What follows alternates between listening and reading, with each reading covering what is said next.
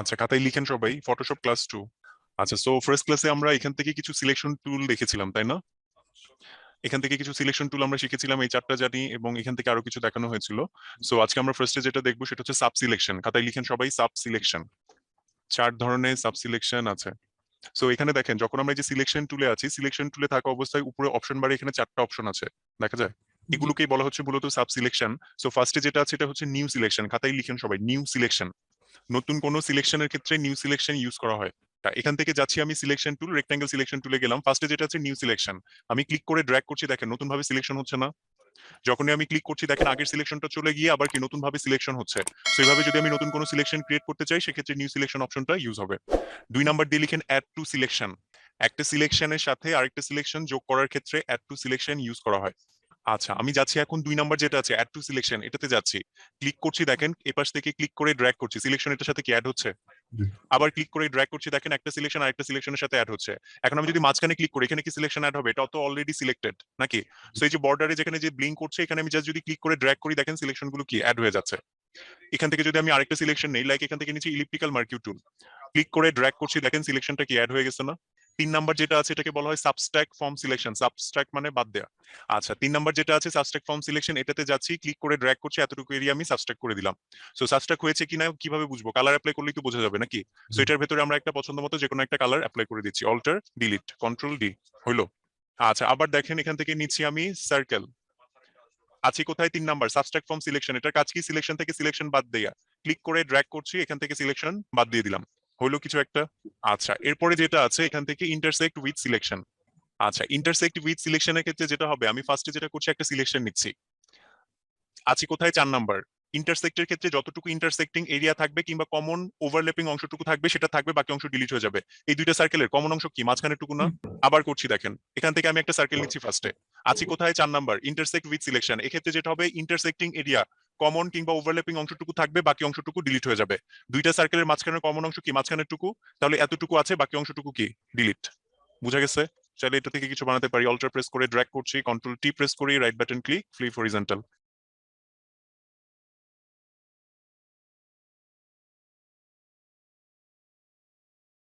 এখান থেকে জাস্ট আমি একটা সিলেকশন নেই, কালার অ্যাপ্লাই করি।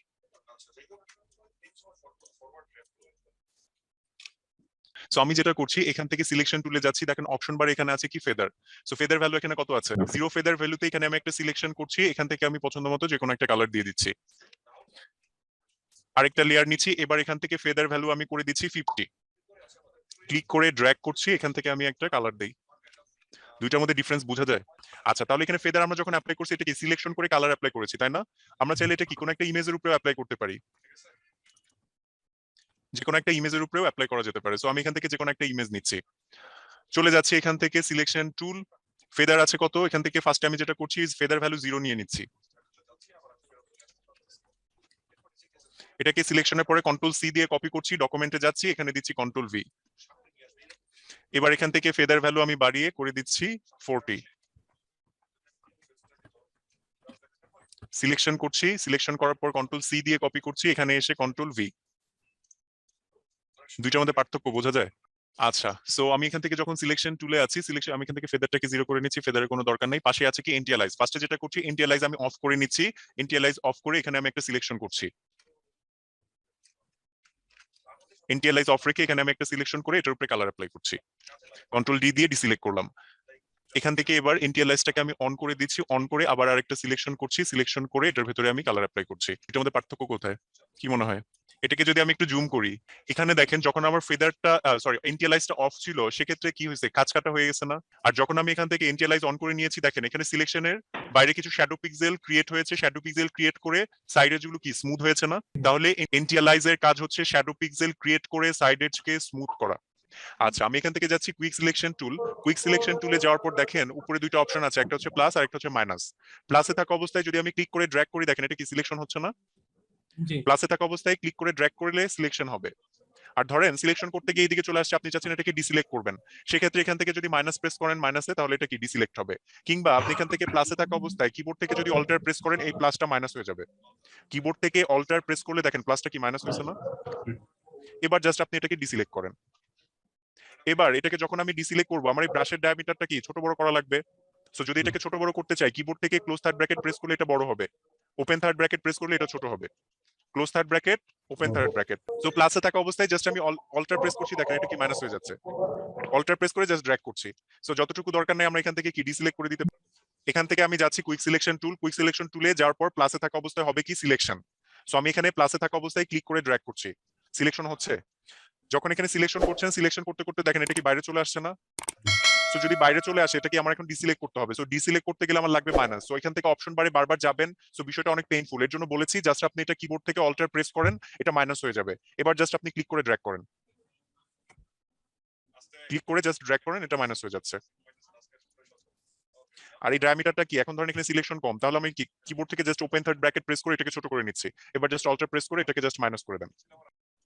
আচ্ছা, সো সিলেকশন করার পরে কি এখান থেকে যদি আমি কপি করতে যাই, কন্ট্রোল সি কন্ট্রোল ভি করলেই তো যাবে।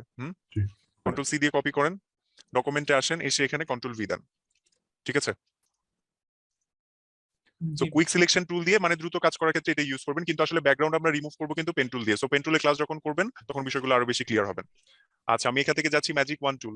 ম্যাজিক ওয়ান টুলে যাওয়ার পর দেখেন এখান থেকে আমি ম্যাজিক ওয়ান টুল নিয়ে এটার উপরে জাস্ট আমি ওয়ান ক্লিক করছি। এখানে দেখেন একটা অপশন আছে টলারেন্স, খাতায় লিখেন সবাই টলারেন্স। আচ্ছা, 10 টলারেন্স ভ্যালুতে আমি এখানে ওয়ান ক্লিক করছি। এখানে দেখেন সিলেকশনটা কি এই পর্যন্ত এসে থেমে গেছে না।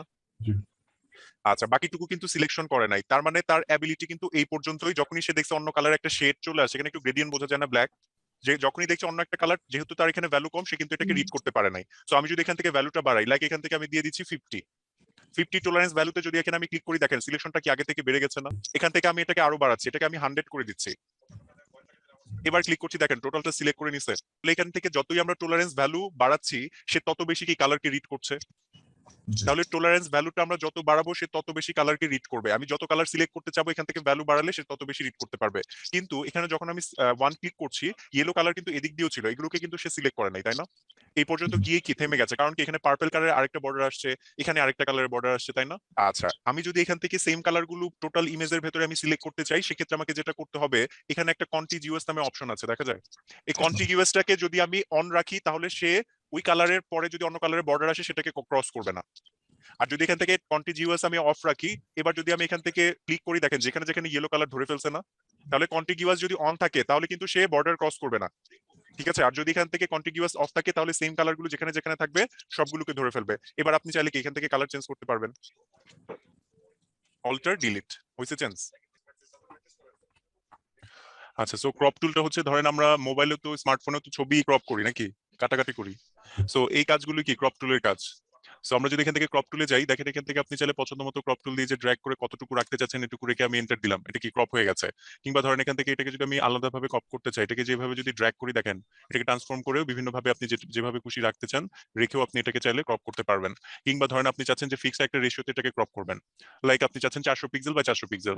সো এখান থেকে অপশন বারে এখানে ভ্যালু দেন, লাইক এখানে আমি লিখে দিচ্ছি 400 বাই 400। ঠিক আছে। এবার এটাকে ড্র্যাগ করেন কতটুকু আপনি রাখতে চাচ্ছেন, রেখে এন্টার দেন, এটা কি 400 বাই 400 পিক্সেলে ক্রপ হয়ে যাবে। সো এইভাবে চাইলে আপনি যে কোনো ইমেজকে যেভাবে খুশি এইভাবে চাইলে আপনি ক্রপ করে নিতে পারেন। এখান থেকে রেশিও দিয়েও করতে পারেন, কিংবা চাইলে এখান থেকে ক্রপ টুল দিয়ে টেনে যেভাবে খুশি করতে পারেন। ক্লিয়ার দিলে এটা আবার চলে যাবে। সো ক্রপ টুলের কাজ তো বুঝছি। সো ফার্স্টে যেটা করবো, এখান থেকে ফাইলে যাচ্ছি, ফাইল, ফাইল থেকে নিউ, ইউনিটটা অবশ্যই হবে কি পিক্সেল, উইথ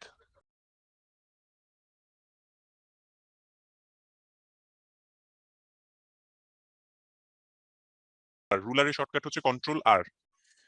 কিবোর্ড থেকে কন্ট্রোল আর প্রেস করাতে দেখেন একবার এই যে রুলার আসছে আবার যাচ্ছে। গাইড নেওয়ার পর এখান থেকে আমি চাচ্ছি এখানে ইমেজটাকে বসাবে। সো আমি যে কোনো একটা ইমেজ নিয়ে আসি, লাইক এটাই যদি আমরা নিয়ে আসি, এটাকে আমরা ধরেন ক্রপ করবো, তাহলে ক্রপ টুলে যাই, ক্রপ টুলে গিয়ে এখানে সেই ভ্যালুটা লিখেন 828 বাই 315।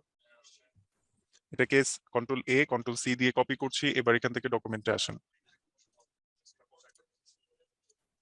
এখানে এসে কন্ট্রোল ভি দিচ্ছি, অনেক বড়, কন্ট্রোল টি প্রেস করছি, কন্ট্রোল টি প্রেস করে যতটুকু আমার এখানে রাখা প্রয়োজন আমি ততটুকু এখানে রাখবো, ততটুকু রেখে জাস্ট এটাকে আপনি সেভ করেন। এবার যদি আমরা এটাকে সেভ করে ফেসবুকে বসাই, তাহলে কিন্তু এই কাটাকাটির কোনো ঝামেলা নাই, বুঝতে পারছেন। ঠিক আছে, এটা হচ্ছে 12 এমবির ইমেজ। এটাকে আমরা সেভ করব, সেভ ফর ওয়েবে, ফাইল, ফাইল থেকে এক্সপোর্ট, দেন হচ্ছে সেভ ফর ওয়েব, শর্টকাট হচ্ছে অল্টার শিফট কন্ট্রোল এস, খাতায় লিখেন। আচ্ছা, এখান থেকে যাচ্ছি আমি সেভ ফর ওয়েবে। সেভ ফর ওয়েবে যাওয়ার পর এখানে দেখেন অপশন আছে 4 আপ, এখান থেকে আমরা 4 আপটা সিলেক্ট করব কারণ এটার কোয়ালিটি বেটার। আচ্ছা, 4 আপে যাওয়ার পর এখান থেকে যেহেতু আমরা ছবি ইমেজ ফাইল সেভ করব, কারণ এটা হবে জেপিইজি, এখানে দেখেন কোয়ালিটি শো করছে কি 100, তাই না? আচ্ছা, এখান থেকে আমি কোয়ালিটি কিছুটা কমাচ্ছি, লাইক এখান থেকে আমি করে দিচ্ছি 70। ঠিক আছে, হুম। আমি কিন্তু আকাশ পাতাল করি নাই, 70 করছি। ধরেন এখানে যদি 70 থাকে আমি 60-50 করতে পারি, কিন্তু এমন না যে 10% কমাই দিচ্ছি। ঠিক আছে, কিছু পরিমাণ এখান থেকে আমি কমাচ্ছি, দেন হচ্ছে এখান থেকে আমি সেভ করছি।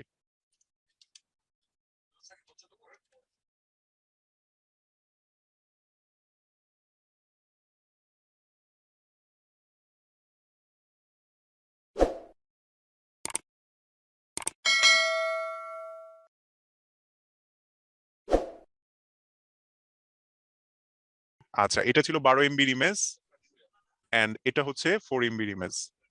কোনো ডিফারেন্স বোঝা যায়? এটাকে যদি আমি আপলোড করি সোশ্যাল মিডিয়াতে, সেক্ষেত্রে এটা টাইমও কম লাগবে ওটা থেকে, প্লাস হচ্ছে এমবিও কম কাটবে।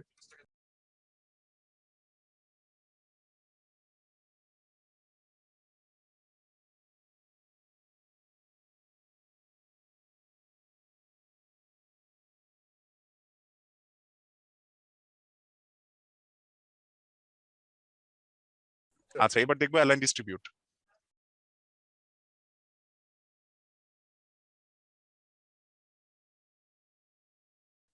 আচ্ছা, এখানে যদি ফটোশপে আমরা এগুলোকে অ্যালাইন ডিস্ট্রিবিউট করতে চাই, সেক্ষেত্রে যেটা করতে হবে, সবগুলো লেয়ার আগে সিলেক্ট করতে হবে।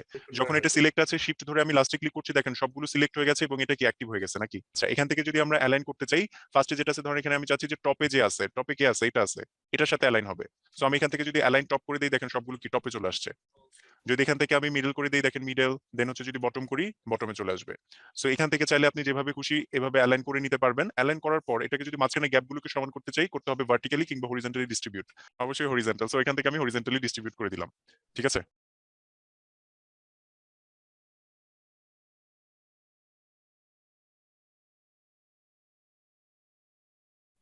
আরেকটা অবজেক্ট নেই। এই অবজেক্টটাকে চাচ্ছি আমি এটার মিডলে থাকবে, এই ডকুমেন্ট যেটা আছে এটার মিডলে এটাকে অ্যালাইন করব। ঠিক আছে, হুম। যদি ডকুমেন্টের মিডলে করতে চাই, আমাকে যেটা করতে হবে, এখানে আগে একটা সিলেকশন টুল দিয়ে এরিয়া দেখাই দিতে হবে, দেন হচ্ছে এটাকে সিলেক্ট করে মুভ টুলে থাকা অবস্থায় এবার আপনি এটাকে সেন্টার করেন। একটা এরিয়া দেখিয়ে দেন হচ্ছে লেয়ারটাকে সিলেক্ট করে দেন হচ্ছে অ্যালাইন। আচ্ছা, এবার ধরেন এখান থেকে আমি আরেকটা অবজেক্ট নেই। আচ্ছা, সো এখান থেকে আমি একটা অবজেক্ট নিচ্ছি, আবার এখান থেকে আমি আরেকটা অবজেক্ট নিব।